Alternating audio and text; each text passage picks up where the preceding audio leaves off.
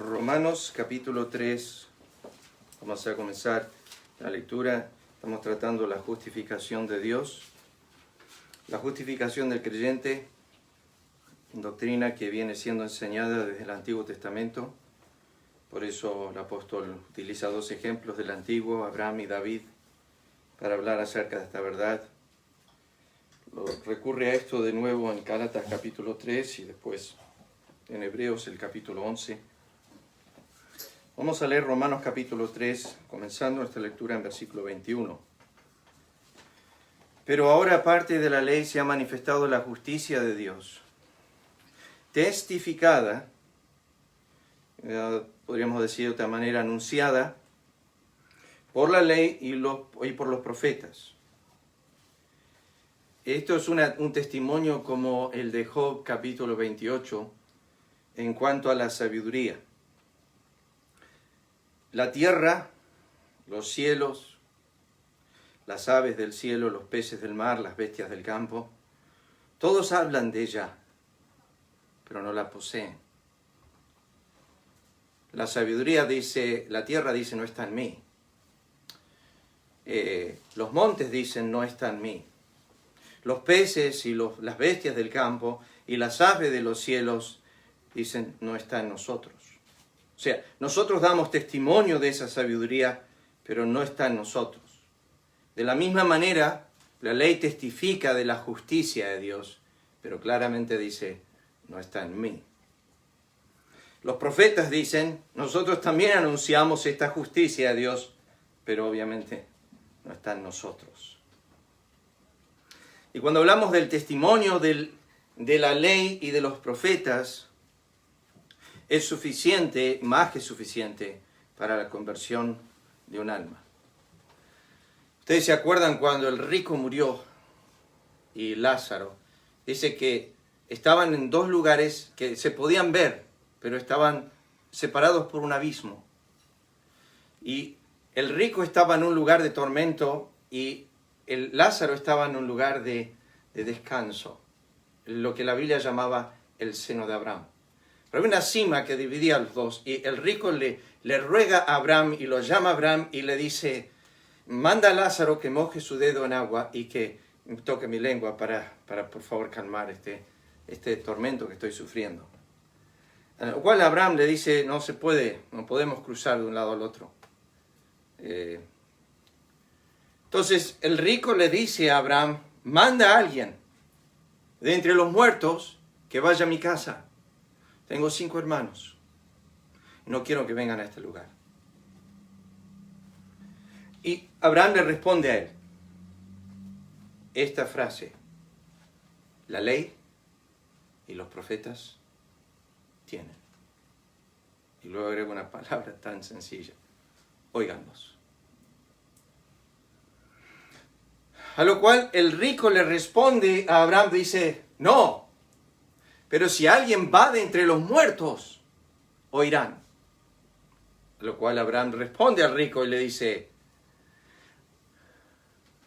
aunque vaya alguien entre los muertos, no oirán. Porque si no escuchan a la ley y a los profetas, no oirán, aunque alguien venga de entre los muertos.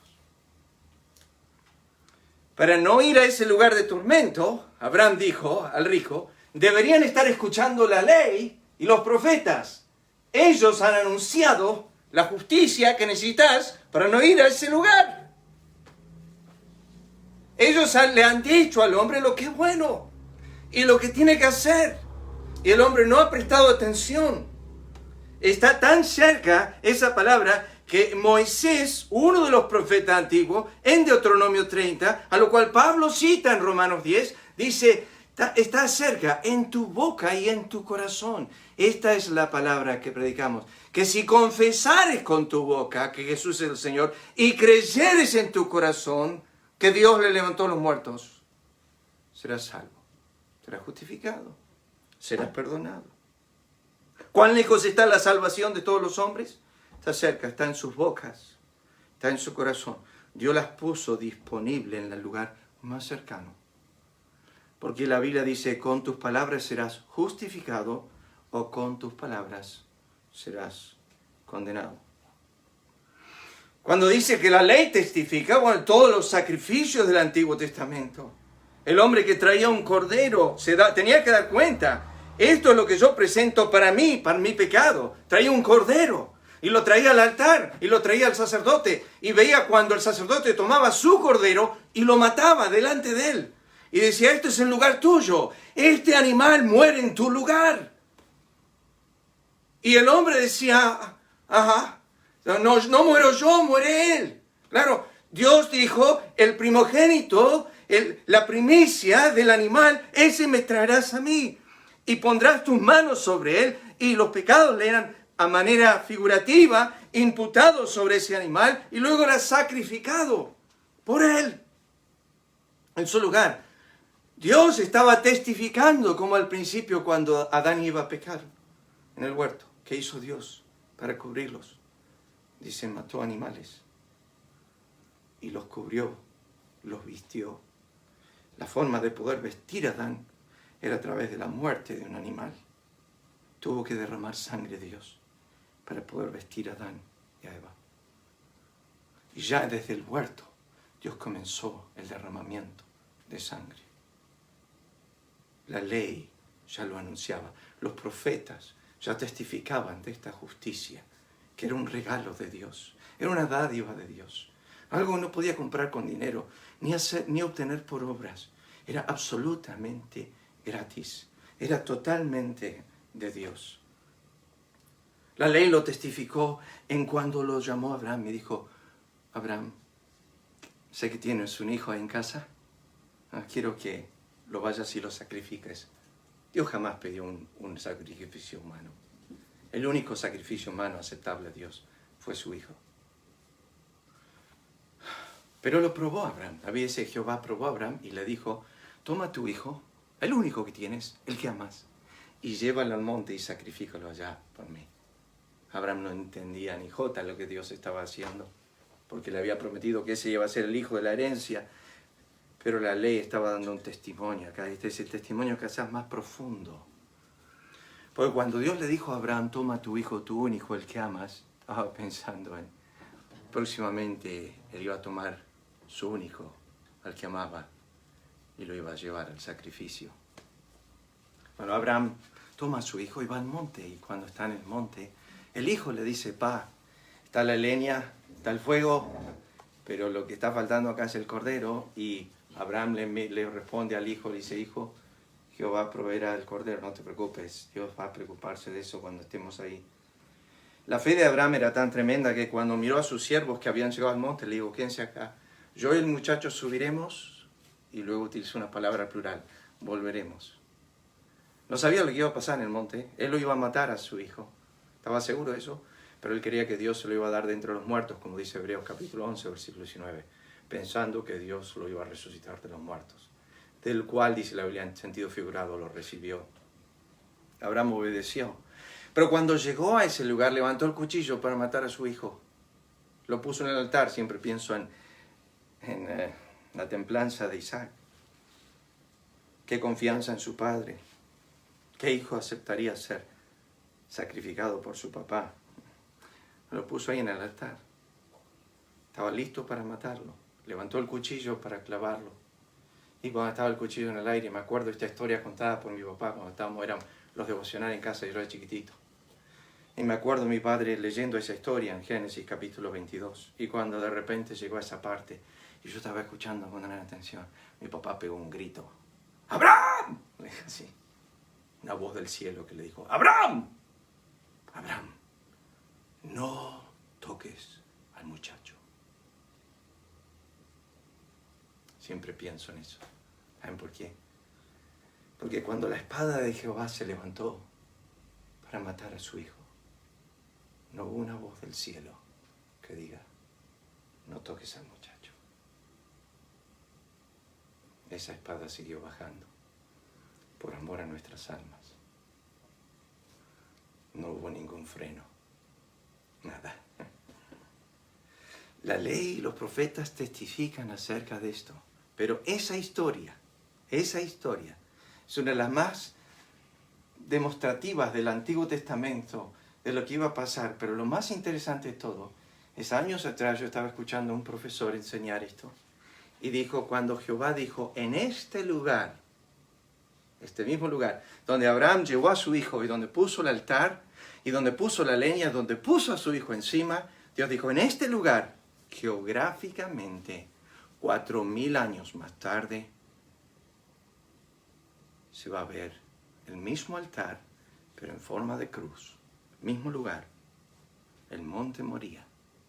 4000 años más tarde, en ese mismo lugar donde estuvo Abraham y Isaac, exactamente fue levantado el Hijo de Dios. Por Dios, por los judíos, por el Imperio Romano. Ese mismo lugar. Y titulado arriba en la cruz, que ustedes lo saben, porque le dijo Dios a Abraham, Jehová se proveerá a sí mismo. El cordero, el sacrificio, el sacerdote que lo va a presentar, todo voy a ser yo. Y cuando llegaron los judíos y leyeron el título arriba de la cruz, que los títulos eran puestos para con algunas palabras decir por qué causa estaba este hombre ahí. En los ladrones que estaban ahí, cuando tenían algún título escrito, ladrones o homicidas o lo que sea, ahí estaba, arriba de sus cabezas. Y cuando llegaron a Cristo tenía un título escrito que era extraño, que era, este es el rey de los judíos. Y lo que pasa es que estaba escrito en 3 idiomas. Estaba escrito en hebreo, en griego y en latín. Y en el hebreo, las iniciales de cada comienzo de cada palabra escribían Yahweh, que es ¿qué? Jehová. ¿Y qué hicieron? Los judíos volvieron y dijeron, no pongas eso. Porque cuando ellos leían el título arriba de la cabeza de Cristo, leían Jehová. Entonces ellos volvieron y dijeron, no pongas Jehová. No pongas este es el rey. Pone, este dijo ser. Entonces cambiaba todo el sentido. A lo cual, ¿qué responde Pilato? Lo que es escrito, es escrito. Y arriba de su cabeza estaba escrito, Jehová. Jehová se proveerá a sí mismo.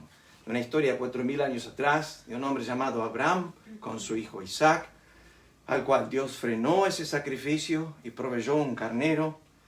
De la misma manera testificada esta justicia de Dios, porque fue en ese momento, anterior a eso, en capítulo 15, que Dios justifica a Abraham por la fe.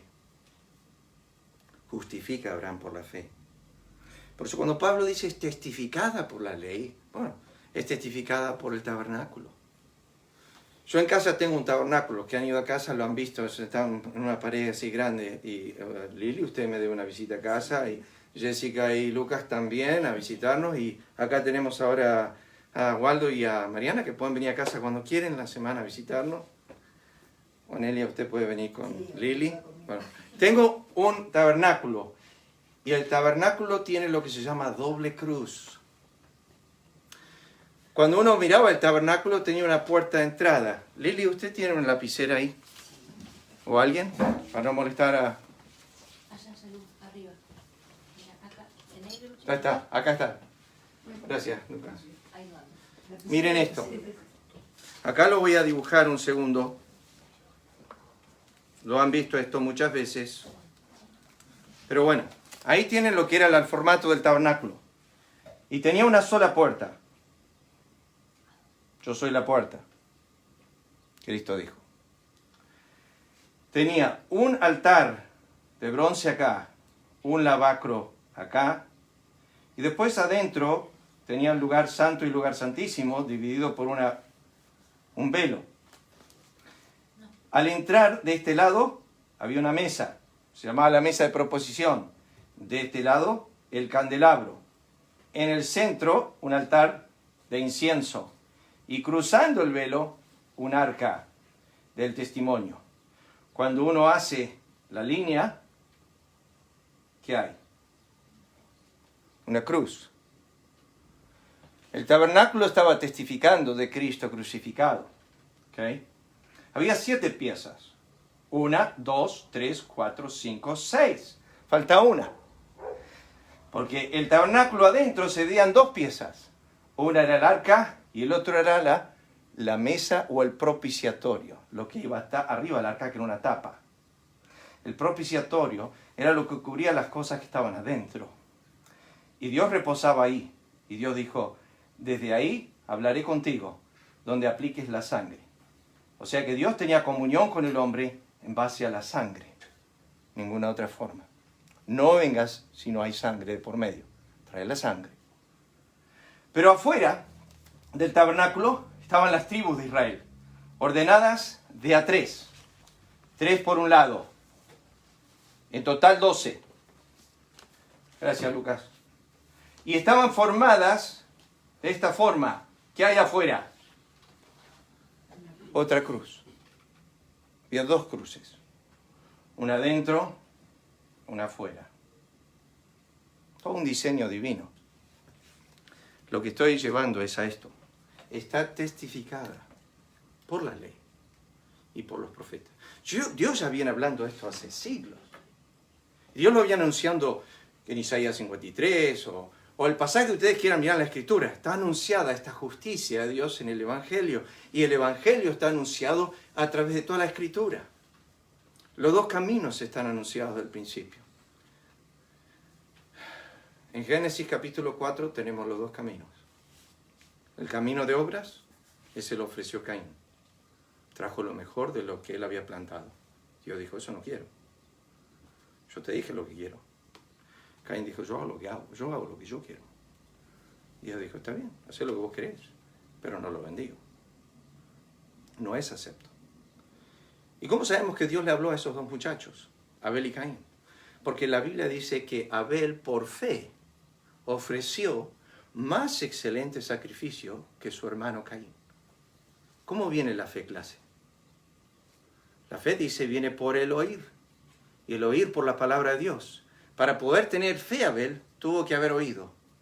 Se le tuvo que haber dicho lo que Dios quería. Entonces, Abel ofreció un sacrificio más excelente que su hermano. Él vino a través de un cordero y Caín vino a través de las obras. Esos son los 2 caminos. No hay más que eso. Todas las religiones se suman en un solo camino. Obras. Hay que hacer, hay que hacer, hay que hacer, hay que hacer, hay que hacer, hay que hacer, hay que hacer, hay que hacer. Y la verdadera doctrina del Evangelio es Dios ya hizo. Tengo que confiar. Tengo que poner toda mi fe en la obra ya hecha por Dios.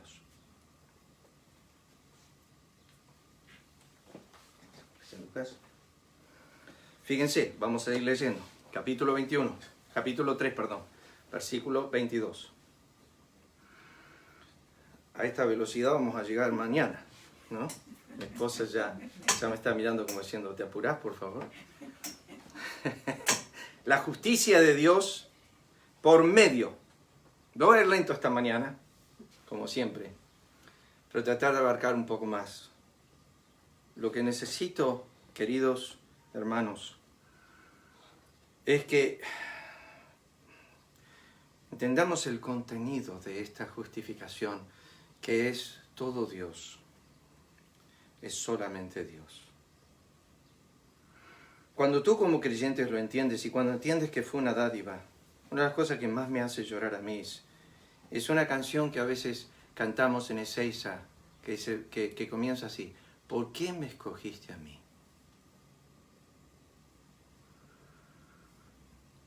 Te voy a decir por qué. No existe el por qué en la Biblia. El por qué se responde en Efesios 1 cuando dice, Él de su voluntad. Si tú miras desde arriba la ciudad de 9 de julio, la ciudad de Bragado, lo único que ves es una multitud de pecadores. Ninguno mejor, ninguno peor. Todos son malditos. Ahora, no me pregunten por qué. Dios, en su misericordia, no escoge a todos.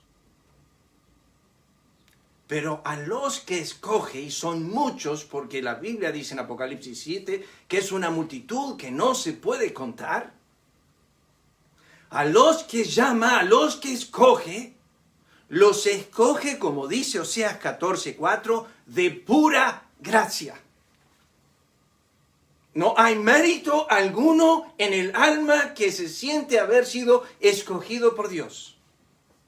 En realidad, la justicia verdadera de Dios es mandarnos a todos al infierno, pero es su misericordia que salva no a pocos, sino a muchos.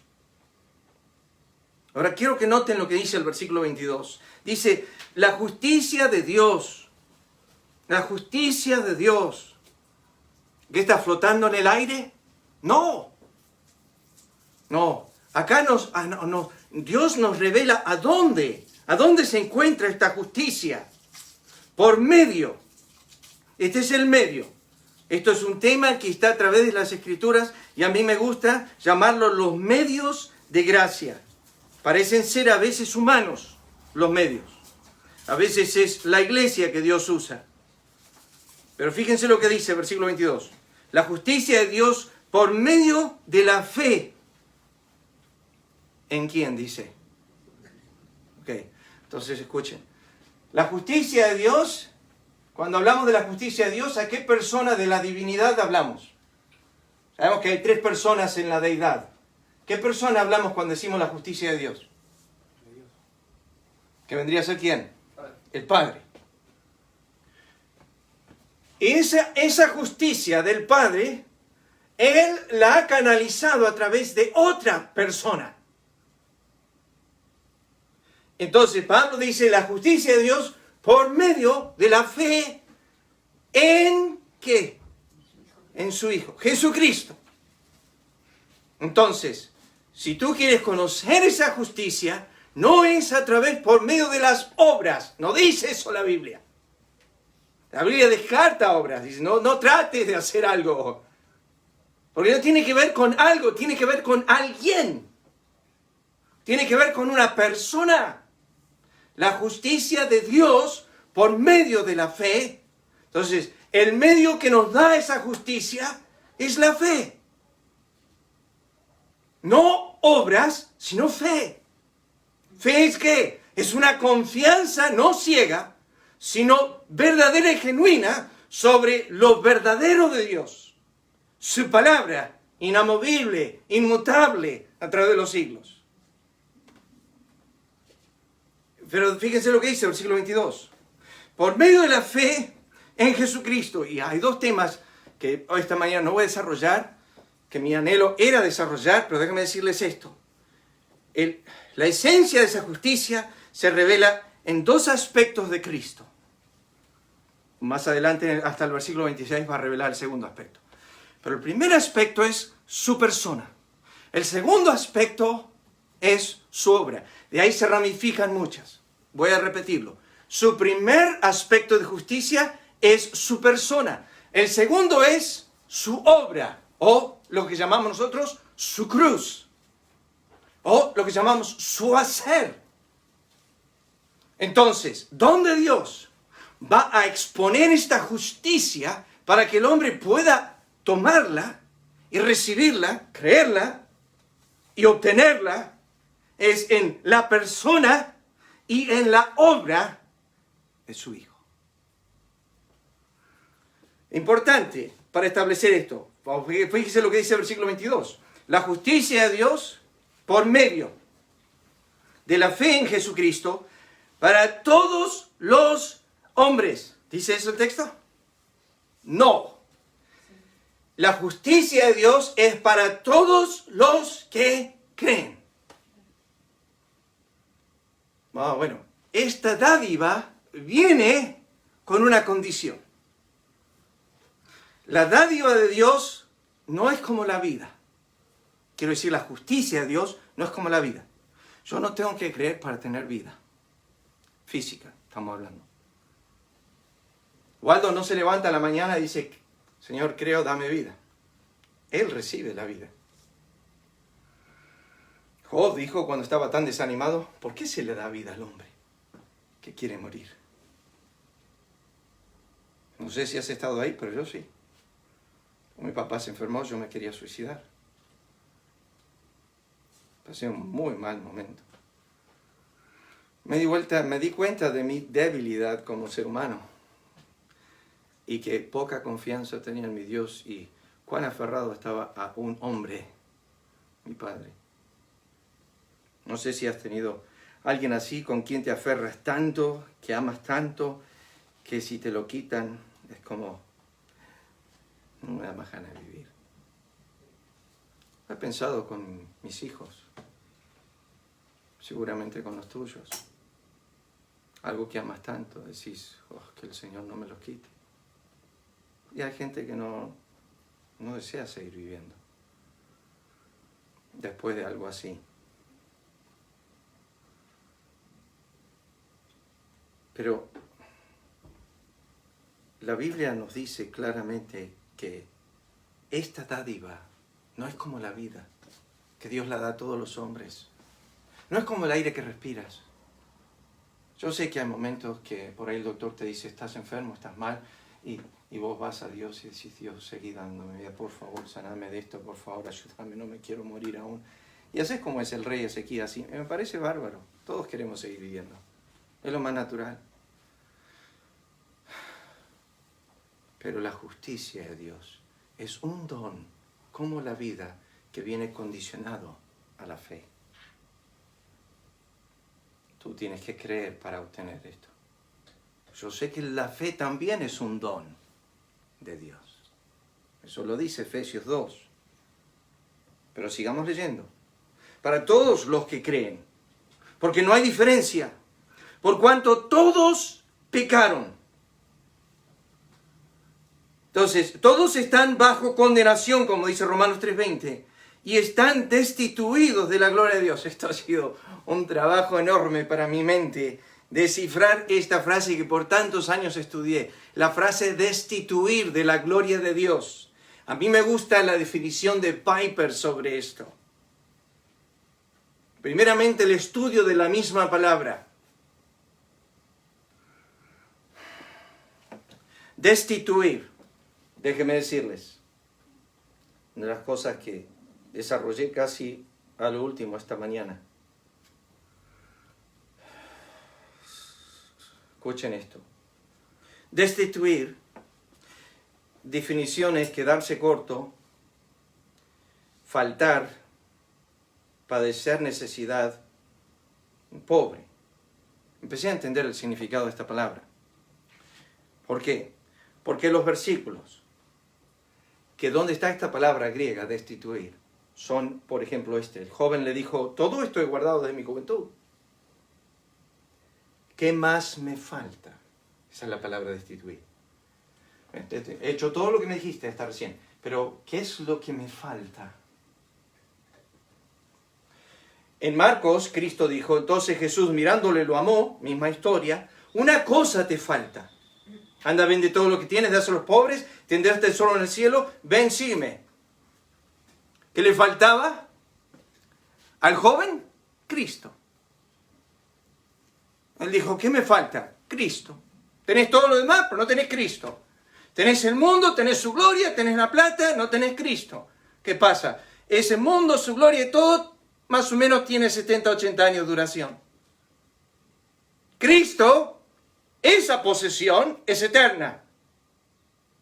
La otra se pierde. Si vives para la momentánea, que todos los hombres viven para esa, se pierde. El joven le dijo, ¿qué me falta? Oh, tenés lo temporal. Te falta lo eterno. Te falta Cristo. Vende todo lo que tienes. Hacemos un intercambio. Deja la plata y el dinero porque la plata y el dinero son tu Dios. Vamos a ir intercambiando entre Dios.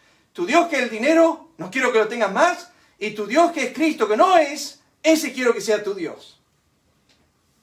El joven se fue triste, ustedes saben la historia. Se fue triste porque tenía muchas riquezas, porque amaba su dinero. Y Cristo dijo, no podéis servir a dos señores. O amaréis al uno, o aborreceréis al otro, o aborreceréis a uno, o amaréis al otro. No podéis servir a Dios y a las riquezas.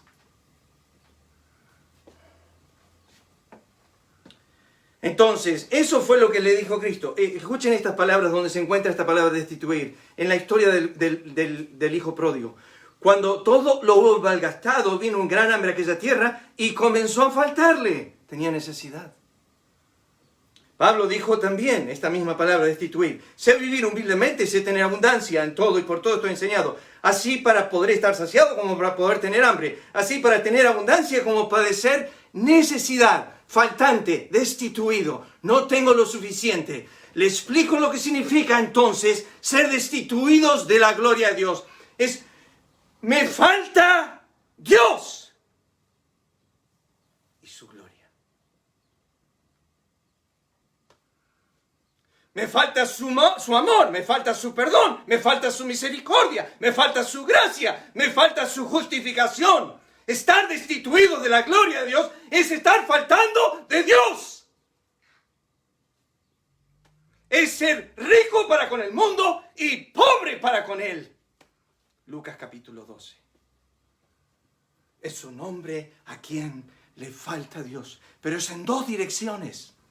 Le falta glorificarle y le falta estimar esa gloria como lo supremo.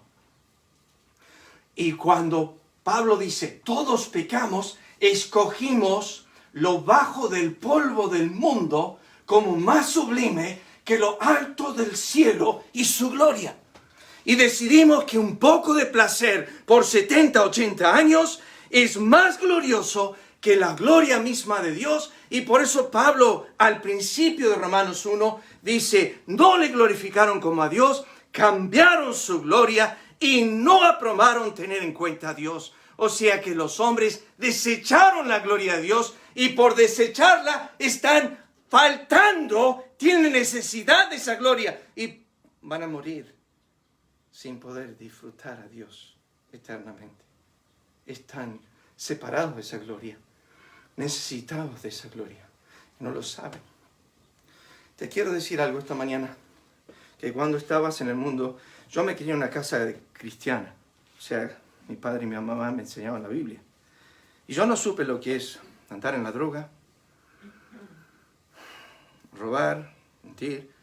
Mi padre fue llamado de una vida muy, muy fea.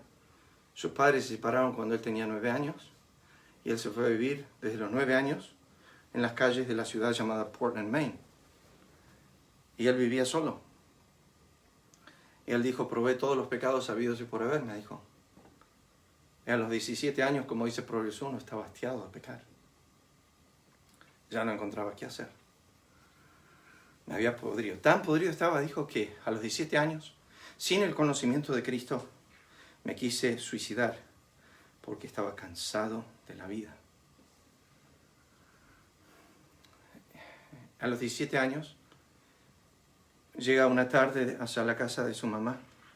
Y cuando llega su madre, su padre ya no vivía ahí, su madre le hizo una comida. Y mi papá me contó esto. Me sirvió como si yo hubiese sido un hijo obediente y amable. Pero era un hijo de re desobediente y despreciable. Pero me sirvió como si yo hubiese estado al lado de ella toda la vida. Y me sirvió como un rey. Y cuando terminé de comer, me miró y me dijo, Ronaldo, lo llamaba por su apodo. Lo decían Maní porque era el más chico, pero mi papá es más alto que yo, así que tan chico no era. Y le dice, Maní, ¿venís conmigo al culto el domingo? Mi papá dijo, dale, voy. Y ese domingo fue con su mamá al culto. Mi abuela era conocida por su vida de oración. Ella oraba por sus 4 hijos, todos alcohólicos, apartados. La única la hija que no era así, pero los 3 varones eran terribles. Los 3 terminando siendo pastores. A los 4 Dios llamó. Pero una vida totalmente perdida. Y el Señor los llamó. Wow, déjame decirle esto. Papá entra a la iglesia y cuando sale para prender el auto no podía prenderlo, pero vuelvo a retroceder un poco. Mi abuelo tomaba un palo de escoba y le pegaba en la espalda a mi abuela cuando ella estaba arrodillada orando. Y le pegaba para que se levante y deje de orar por sus hijos.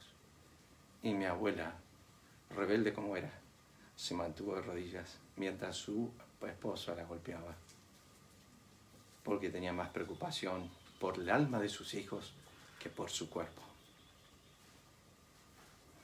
Es preferible sufrir por amor a tus hijos, sea la vergüenza que sufras, con tal de que entren al reino de Dios. Y bueno, esa noche, Dios obró en el corazón de papá, conoció a Cristo esa noche. Y él dijo que tenía lucha con el cigarrillo. Tardó un poco en dejarlo. Pero una de las cosas que hacía es cuando iba a la iglesia, sus amigos lo veían en la esquina caminar y él llevaba una Biblia y le daba vergüenza, entonces la metía abajo del brazo en una campera que tenía. Me dijo, papá me contaba esto. En mis primeros meses en Cristo tenía una vergüenza bárbara. Y se iba a la iglesia así. El himno favorito de él terminó siendo el 109, nuestro himnario, que se llama Mi Salvador en su bondad al mundo malo descendió. Y de hondo abismo de maldad mi alma levantó. De hondo abismo de maldad mi alma levantó. Mi padre desde ese momento que recibió a Cristo se fue a estudiar al instituto, de ahí se casó y se vino para la Argentina en el año 1961 a servir a Cristo. Y vez tras vez mi padre me decía, no lamento nada de lo que dejé. Era basura. Mi padre en el año 1958 trabajaba en una fábrica y él ganaba $10 la hora. En 1958 tenía una casa nueva, un auto nuevo, libre de gastos. Y dejó todo por servir a Cristo. Y uno se pregunta, como los discípulos, lo hemos dejado todo, te hemos seguido, ¿qué tenemos? En realidad, a la luz de la eternidad y a la luz de la gloria de Dios, lo que nosotros dejamos es nada. Es nada. Él me mostró a través de su vida que vale más un momento con Dios y Dios y su gloria que todo lo que el mundo puede ofrecer. Recuerden en la tentación del desierto cuando Satanás le mostró a Cristo todos los reinos y le dijo, toda esta gloria te daré si postrado me adorares. Cristo rehusó eso. Dijo, no, yo voy a adorar a mi Padre porque al Señor tu Dios adorarás, a Él solo servirás. Y es muy fácil desviarnos de esa verdad. Bueno, fíjense, en el versículo 23 dice, por cuanto todos pecaron, están destituidos de la gloria de Dios. Y ya terminamos, faltan 5. Siendo justificados gratuitamente por su gracia. Otra vez el medio. ¿Cuál era el primer medio que yo mencioné esta mañana? Fíjense en el versículo 22.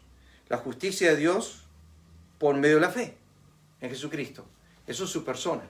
Ahora, versículo 24. Siendo justificados gratuitamente por medio o mediante la redención que es en Cristo Jesús. ¿Eso qué es? Su obra. Entonces, la justicia de Dios, por así decir, se empaqueta dentro de la persona y la obra de su Hijo. Por eso es que Dios exalta a Cristo, porque consigue un pueblo para sí a través de la persona y de la obra de esa persona. Yo anoté algo para terminar, porque hay mucho para decir esta mañana, demasiado. Yo quiero hablar de la justicia de Dios la semana que viene. ¿Qué es? Vamos a dejarlo para la semana que viene. Pero sí quiero leerles algo. Yo anoté esta mañana. ¿A qué se refiere la Biblia cuando dice en Jesucristo? Esta justicia que se manifiesta en su persona. Bueno, su naturaleza, su esencia, anoté yo, su carácter, su obediencia. Justicia que se ve en su amor, su hacer. Cuando Pedro escribe de él, dice, el justo por los injustos. Ese es el título que le da Pedro al que está colgando en la cruz. Lo llama Pedro el justo. Esta es su esencia. Hebreos lo describe como santo, inocente, sin mancha, apartado de los pecadores. Ana, Antiguo Testamento, lo describe como no hay santo como Jehová. Pablo, Pedro y Juan describen a Cristo como el sacerdote que partió el animal en 3 partes. El sacerdote miraba la cabeza del animal que traían para ofrecerlo, miraba el interior del animal y miraban los pies. Dios utilizó 3 apóstoles para describir a Cristo como Cordero. Pablo miró su cabeza y dijo, no conoció pecado. Pedro miró sus pies, apóstol de actividad, y dijo, no hizo pecado. Y Juan miró su interior, apóstol de intimidad, y dijo, en él no había pecado. Hablamos de justicia. Pilato dijo, no hallo delito en este hombre. La mujer de Pilato le dijo a Pilato, no tengas nada que ver con ese justo. ¿Cómo sabía? He sufrido mucho por causa de él. En sueños, le dijo la mujer de Pilato. Ahí estaba Cristo parado, ensangrentado. No decía absolutamente nada, pero su esencia, su carácter, su naturaleza hablaban volúmenes. El ladrón en la cruz dijo, nosotros padecemos lo que merecemos, mas este ningún mal hizo. ¿Cómo sabía eso? ¿Cómo sabía? El centurión y los otros 3 soldados que estaban con él, dijo en el relato de Lucas, verdaderamente este hombre era justo. Todo lo que rodeaba la cruz, hablaron de su esencia, de su naturaleza, de su carácter. Este es justo. El ángel le dijo a María, el santo ser que nacerá será llamado Hijo del Altísimo. Es su naturaleza, es justo. Piénsalo nomás esta mañana, que todos los latigazos que recibió fueron injustos. Todas las escupidas de rostro, injusto. Todas las arrancadas de barba, injusto. Todos los golpes en la espalda, injustos. Todo lo que él sufrió fue injusto porque él era justo. Salmos dice, él ama justicia y juicio. Salmo 89 dice, justicia y juicio son el cimiento de su trono. Job al lado del justo Dios dijo, oh, me aborrezco. Isaías al lado de Dios dijo, soy inmundo. Pablo al lado de Dios dijo, miserable de mí. David al lado de él dijo, para que seas reconocido justo, contra ti solo he pecado. Pero Cristo es el único que ama lo que él es. Yo no amo lo que soy. Yo odio lo que soy. Y si tú ves a Dios, tú odias lo que eres. Mas Cristo es el único que ama lo que Él es. Porque Dios es justo y ama la justicia. Y Él ama su naturaleza. Él se ama a sí mismo. Porque en Él no hay mancha, no hay contaminación. Es puro y es justo. Es esa persona que vino a salvarte. El justo. El justo por los injustos. Su palabra es justa. Tu justicia es justicia eterna, dice el salmista. Tu ley, la verdad. Justicia eterna son tus testimonios. La suma de tu palabra es verdad. Eterno es todo juicio de tu justicia. Hablará mi lengua de tus dichos, porque todos tus mandamientos son justicia. No hubo momento que Cristo abrió los labios, que habló algo equivocado. Era todo justo siempre. Era necesario que el sacrificio que iba a venir al altar iba a ser absolutamente justo. Era necesario. Pero bueno, ya se nos fue la hora. No sé, Lucas, qué título vamos a ponerle, pero es simple. quiero que sepan que el texto dice, versículo 24, siendo justificados gratuitamente por su gracia. Esa frase es una frase de un contenido tremendo. Gratuitamente por gracia. Y la palabra gratuitamente significa sin causa. Sin causa. Y gracia es don inmerecido. Piper lo define así, y termino con esto esta mañana. En cuanto a la gracia de Dios, Piper lo dice esta manera. La gracia es el bien que obtienes de alguien cuando no te debe nada. La gracia es el bien que obtienes de alguien cuando no te debe nada. La gracia de Dios, algunos la definen así. Dios nos da lo que no merecemos. La misericordia de Dios es, Dios no nos da lo que sí merecemos. Entonces, en misericordia, Dios, cuando tiene misericordia de ti, te está cuidando de la ira. En la gracia, Él te da lo que vos no mereces. En la misericordia, Él no te da lo que sí mereces. Él restringe su ira en misericordia y Él te da en gracia lo que nunca mereces. Estos son todos términos que están dentro de la justificación por la fe. Pero hasta aquí llegamos esta mañana. Vamos a orar. Nuestro Dios, gracias por este tiempo en tu palabra esta mañana, a pesar de que a veces, como siervo tuyo, no desarrollo lo que debo desarrollar. Ayúdanos, oh Dios, a meditar sobre esta verdad y ver tu palabra claramente en esta obra de la justicia tuya, en la persona primero de tu Hijo y en su obra. Lo que Pablo dijo a los Corintios: me propuse no saber otra cosa que a Jesucristo, eso es su persona, y a Él crucificado, eso es su obra. Gracias, oh Dios eterno, por Cristo. Gracias por tan grande amor que nos diste a tu Hijo. Pedimos, Señor, que bendigas tu palabra esta mañana y que nos sigas enseñando los corazones. Lo pedimos en el nombre de Cristo. Amén. Que el Señor les bendiga.